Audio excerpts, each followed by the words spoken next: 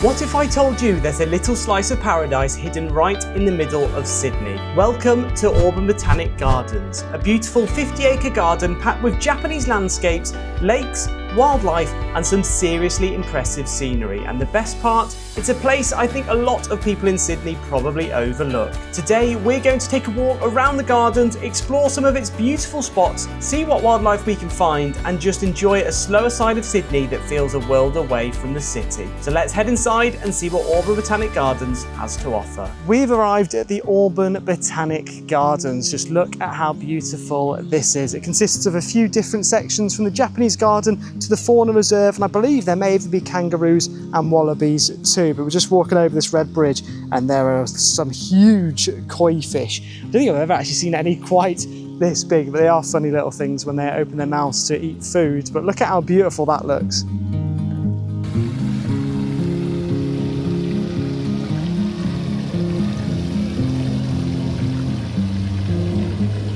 The Japanese gardens are easily one of the best parts of Auburn Botanic Gardens, with peaceful ponds, traditional Japanese landscaping and loads of little spots that are perfect for photos. Everywhere you look there's another beautiful backdrop, whether it's the bridges, the gardens or the reflections on the water. However, one thing that does take away from this beautiful garden is the fact that they've got loads of work going on at the moment. So I don't know whether it's actually free to enter or not. There was no one at the till bit at the start, but if you're a resident to the area, you can come here for free. However, if you're a non-resident, I think it's like $3 or $7. So $3 for a child and $7 for an adult. But right now they've got quite a bit of work going on, so I think it is free. But we're just sort of walking around. The map's a little bit confusing, but hopefully we can find some animals. As we continued walking through the gardens, we came across some of the resident peacocks wandering around the paths, which was a pretty cool surprise. We also stopped by the reflection pool, where the gardens looked especially peaceful with the surrounding greenery mirrored in the water.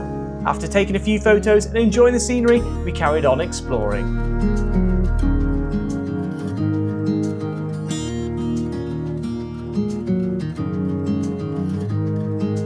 We've just found this sundial within the gardens and it's pretty cool. It's basically, you've got a 4-step instruction process where you can hopefully work out what time it is right now without having to look at a watch. So we'll see how accurate this is. So step number 1 is observe where the point of your shadow lies and note the approximate time. So if I stand in the centre, it's about there. I'll probably say it's 2, maybe half 1. We'll go 2. And then step 2, you must know the date of the month, which is the 30th of May. So now if we take a look at this graph just down here, the 30th of May, it's basically June, so we're going to go around here and it says add or subtract the minutes according to the month on the curve of the graph above. So it's subtract 7-ish, so we'll subtract 7 and now you should have the correct time. So 2 minus 7, so 2 takes you to 12, then minus another 2 takes you to 10, then minus 3 takes you to 7 AM.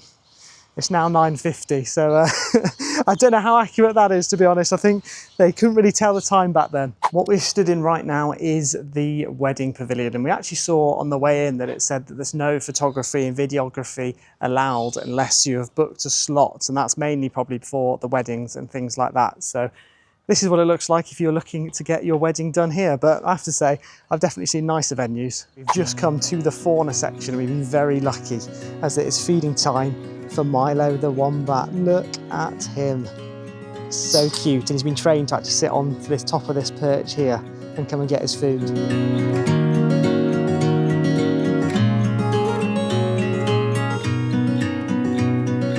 Wombats can weigh up to 40 kilograms and are incredibly powerful diggers, using their strong claws to create underground burrows. They can also run surprisingly fast, reaching speeds of around 40 kilometers per hour, and they also have their pouch on the underside of their belly. And then perhaps their strangest feature is that wombats produce cube-shaped poo, making them one of the only animals in the world known to do so.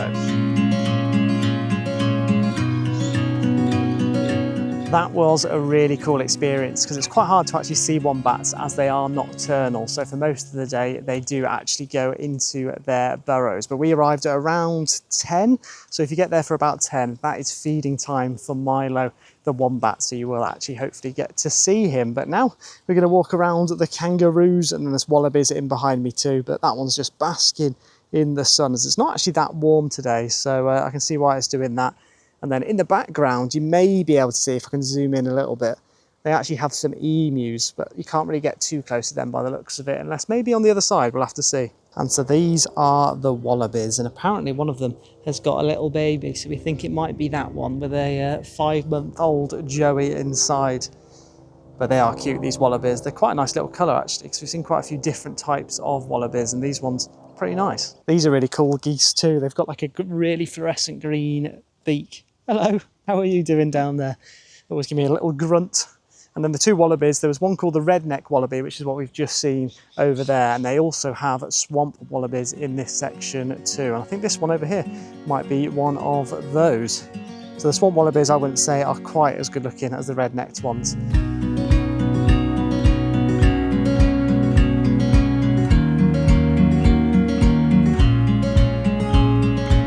That was really cool. So you've definitely got to go into the Fauna Reserve when you do come to the Auburn Botanic Gardens. We're now walking around a little tree area, and look at these little peacocks. They're so colourful. Peacocks are like amazing. The animals they have here in Australia, I know they have obviously got peacocks in the UK too, but they are incredible. We've made our way through the Aussie native woodlands, and now we're heading to somewhere we've actually been pretty much, but it is the Australian rainforest. We obviously saw the actual rainforest in Cairns, which was incredible. So this one won't probably be quite as impressive, but still, it's amazing how they've got it here in Sydney. With dense greenery, native trees and a small stream running through the landscape, this area gives you a taste of Australia's rainforest ecosystems. The rainforest section features plants adapted to wetter conditions, creating a noticeably cooler and more sheltered environment compared with the open gardens. It's a small glimpse of the diverse rainforest environments found across Australia, and you can also check out my Cairns vlogs where we actually went into the real rainforest itself. For food, I definitely recommend Oxygen Eatery, just a short walk from the gardens with plenty of great options to choose from. So that's it for our walk around the Auburn Botanic Gardens. We've explored the beautiful Japanese gardens, wandered through the Fauna Reserve, and even got to see a wombat up close before finishing our visit in the Australian rainforest.